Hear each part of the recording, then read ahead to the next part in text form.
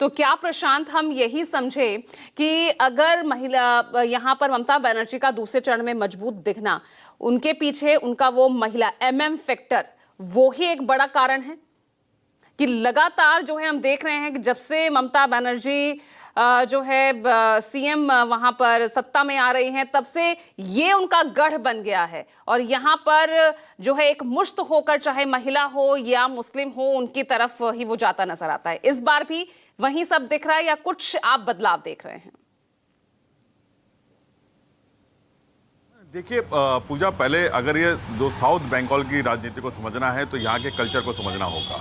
ये भद्र लोक कहलाता है। कोलकाता और उसके आसपास का इलाका जिसमें बैरकपुर है, बारासात है, हावड़ा, हुगली, और ये पहचान रखता है अपनी सांस्कृतिक और साहित्यिक इतिहास के लिए। यहीं से रविन्द्रनाथ टैगोर, ऋषि बंकिम चट्टोपाध्याय जैसी शख्सियत हुई हैं जिन्होंने बड़े बड़े गीत लिखे, जिन्होंने राष्ट्रगान लिखा, राष्ट्रगीत लिखे, और ऐसे तमाम वो लोग जो साहित्यिक कल्चर से जुड़े हुए हैं और इसीलिए भद्र लोग कहा जाता है। अगर कुछ सीटों की बात छोड़ दें तो यहाँ पर मुस्लिम डोमिनेटेड सीट्स आपको उतनी ज़्यादा नहीं दिखेंगी जितनी मालदा, मुर्शिदाबाद और उस इलाके में या उत्तर दिनाजपुर के इलाकों में दिखती हैं। यहाँ पे जो मेन लड़ाई है वो बीजेपी और टीएमसी के बीच में हो गई। राजीव जी ने तो बहुत अच्छे से क्लियर किया कि वामपंथ अब जो है वो उसका जो काडर था, उसके जो लोग थे, वो सब अब खत्म हो चुके हैं और वो अब धीरे धीरे करके दूसरी पॉलिटिकल पार्टीज में जुड़ गए हैं। यहाँ पे हिंदू आबादी ज़्यादा है। अब हिंदू आबादी में भी अगर हम बात करें तो उसमें जो बंगाली हिंदू और नॉन बंगाली हिंदू से मतलब है मेरा वो लोग जो यहाँ पर आकर बसे हैं, चाहे वो बिहार से हों, उड़ीसा से हों या झारखंड से हों या अन्य राज्यों से, जो लोग यहाँ पर काम धंधे के सिलसिले में आए और यहीं पर आकर बस गए और उन्होंने इसे ही अपना राज्य बना लिया और यहाँ के वोटर हो गए। तो वो एक ऐसा चंक है जो खुलकर बोलता हुआ दिखता है बीजेपी के पक्ष में। लेकिन जहाँ बंगाली हिंदू की बात करें, जो खाटी बंगाली है, जिसके दादा परदादा और वो लोग यहाँ पे रह रहे हैं, उसमें वो बिखराव दिखता है, लेकिन उतना नहीं दिखता जो टीएमसी को पूरी तरीके से एकदम स्वीप कर दे या टीएमसी को एकदम हटाने की हवा चले, ऐसी फीलिंग नहीं आती है। लोगों से अगर आप बात करेंगे तो निचले तबके के लोग आज भी इंटैक्ट दिखते हैं टीएमसी के साथ में, लेकिन वहीं आप कुछ और अन्य लोगों के साथ में जाएंगे जहां युवा हैं, जहां पर जो पढ़े लिखे लोग हैं, उनके बीच अगर बात करेंगे तो वो कहते हैं कि बदलाव होना चाहिए। 15 साल का शासन बहुत लंबा शासन होता है और अब दूसरे को भी चांस देना चाहिए। अगर अच्छा काम करेगा तो ठीक है, नहीं करेगा तो हम बदलाव कर देंगे।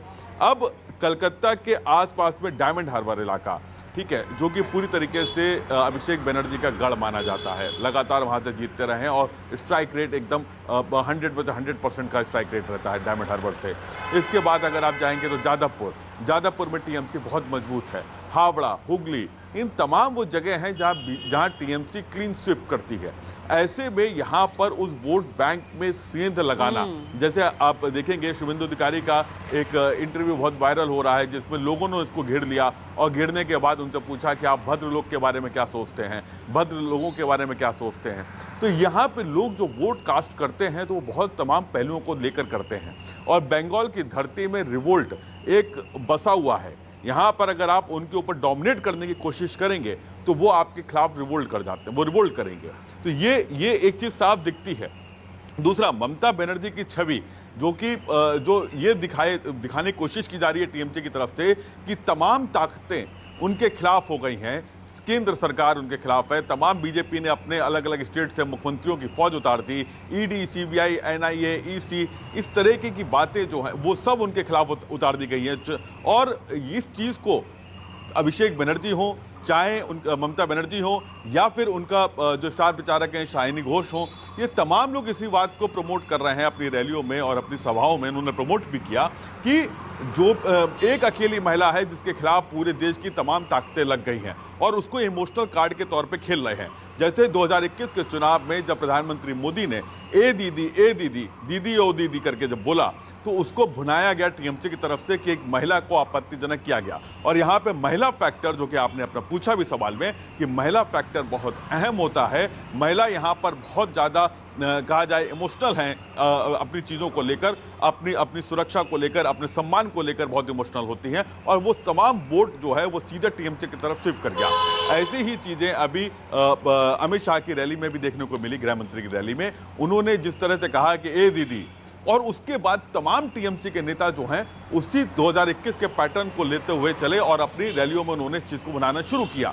इसके अलावा जो बयान आए बीजेपी नेताओं की तरफ से कि हम जो गुंडाई करेंगे या जो लोग माहौल बिगाड़ने की कोशिश करेंगे उनको हम उल्टा लटका कर सीधा कर देंगे, इस तरीके के बयान, जो काबा को लेकर, मस्जिद को लेकर अलग अलग, चाहे योगी आदित्यनाथ हों या बाकी हिमंता बिश्वा हों, उन्होंने जिस तरह से पोलराइज करने की कोशिश की कि किसी तरह से भी जो बंगाली हिंदू है वो चंक हमारी तरफ अगर आ जाएगा तो सेकंड फेज में वो पैठ जमा सकते हैं और वहां से जीत हासिल कर सकते हैं। इसी स्ट्रेटजी के तहत में पोलराइज करने की कोशिश की गई। अगर टीएमसी के ऊपर आरोप लगते हैं कि वो मुस्लिमों की राजनीति कर रही है, मुस्लिम तुष्टीकरण की राजनीति कर रही है, तो बीजेपी ने उसके अपोजिट में जाकर हिंदू तुष्टीकरण की राजनीति करने में कोई कसर नहीं छोड़ी इस पूरे चुनाव में।